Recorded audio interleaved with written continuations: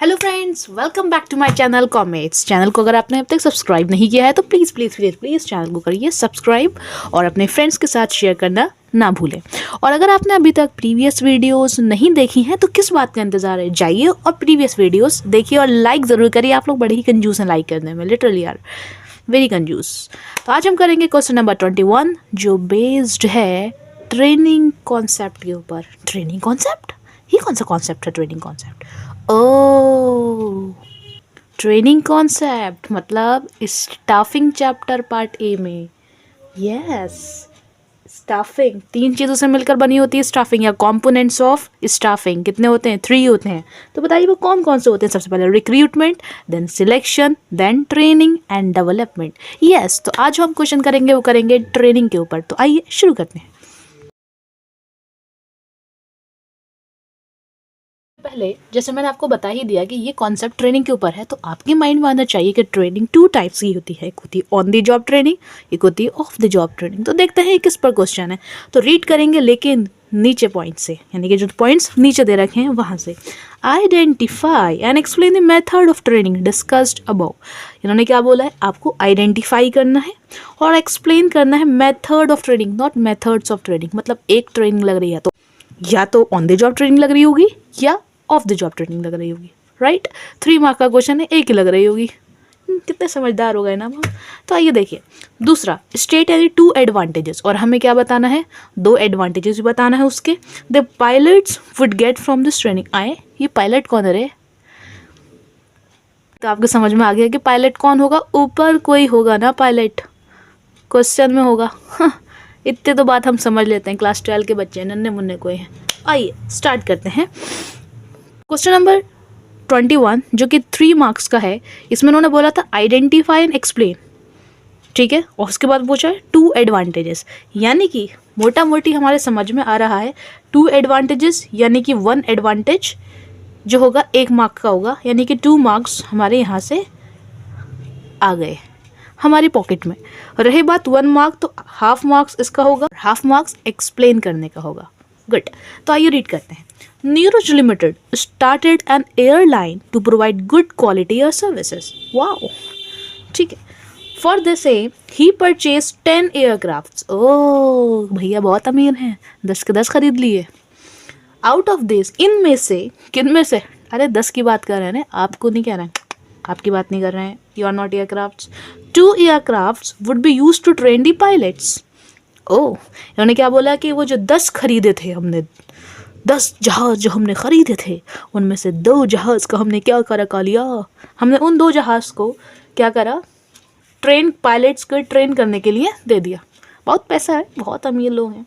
It will help them to achieve proficiency in handling the aircraft before they would actually fly them. Oh, हम समझ गए।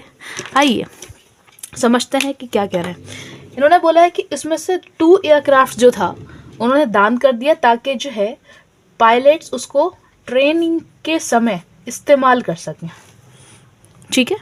यही तो बात कह रहा है ना ये, ओके।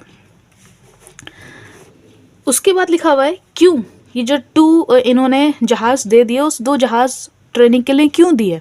कह रहा है it will help them to achieve in handling the aircraft before they would actually fly them, ठीक है ना। कह रहे हैं कि प्लेन उड़ाएगा कौन? एयरक्राफ्ट्स उड़ाएगा कौन? Of course pilots. तो प्लेन उड़ाने से पहले, ऑफिशियली उड़ाने से पहले हमें उन पायलट्स को ट्रेन करवाना है, ठीक है। उड़ाना मतलब ऑन द जॉब, उड़ाने से पहले की ट्रेनिंग ऑफ द जॉब। तो यही कह रहा है before they would actually fly them, ठीक है ना, कि वो हमारे हवाई जहाज़ ऑफिशियली उड़ाए उससे पहले हम उनको 2 जहाज़ दे रहे हैं ताकि वो क्या करें? ट्रेनिंग कर लें, वो सीख लें कि कैसे हैंडल करते हैं एयरक्राफ्ट्स को, ठीक है। इससे आपको समझ में आ ही गया है, बता दीजिए कौन सा? यस, ये लग रहा है यहाँ पे हमारी of the job training. Of the job training हमारी कौन सी होती है? Yes, vestibule school. आइए तो हम देखते हैं इसकी मार्किंग। तो देख ही लिया आपने, क्या इसका आंसर देख लेते हैं। तो देखिए पार्ट ए, जैसे कि यहाँ पे लिखा हुआ था, सबसे पहले तो क्वेश्चन नंबर 21 हमने यहाँ पे लिख दिया, क्वेश्चन नंबर 21। उसके बाद लिखा हुआ है पार्ट 1, तो हमने पार्ट 1 का आंसर दिया है वेस्टिब्यूल स्कूल। ये लिखने में आपको 5 यानी कि 0.5 मार्क्स आपको मिल जाएंगे क्योंकि ये आइडेंटिफिकेशन के हैं। फिर मैंने बताया था 0.5 मार्क्स आपको एक्सप्लेन करने के मिलेंगे, ठीक है। तो आइए देखिए इसके एक्सप्लेनेशन, बहुत तमीज़ से लिख रखा है मैंने, ठीक है। अगेन मेरा मोटिव आपको कॉन्सेप्ट एक्सप्लेन करना नहीं है, ठीक है। वो मैंने अपनी ऑफलाइन क्लास में सबको कर दिया है, मतलब जो मुझसे पढ़ते हैं। मेरा मोटिव सिर्फ और सिर्फ इस वीडियोस को बनाने का ये है कि आप लोग देखें कि क्वेश्चन पेपर आता कैसा है और हमें उसके आंसर को प्रेजेंट कैसे करना है, राइट। तो देखिए आप देख रही हैं, सीक्वेंस देख रहे हैं आप, ठीक है। पार्ट ए के बाद को ही मैंने इधर से स्टार्ट नहीं कर दिया, सीक्वेंस देखिए आप, नोट करिए कैसे लिख रहा है। अगर आपने एक्सप्लेन करा ढंग से तो 0.5 मार्क्स आपकी पॉकेट में, तो आधा मार्क्स ये आधा मार्क्स ये, तो कितना आपके जेब में आ गया, 1 मार्क्स आ गया, ठीक है।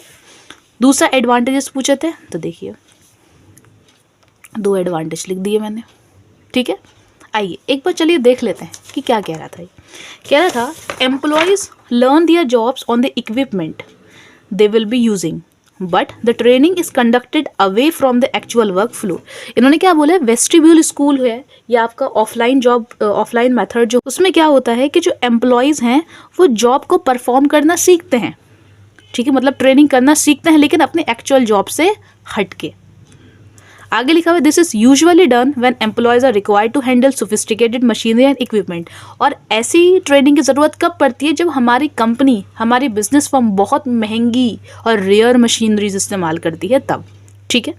एडवांटेजेस पूछे थे, मुझे जो अच्छे लगे मैंने लिख दिए, आपको जो अच्छे लगे आप लिख देना। तो क्या क्या एडवांटेज होता है कि जब हम क्या करते हैं, वेस्टिब्यूल स्कूल को फॉलो करते हैं।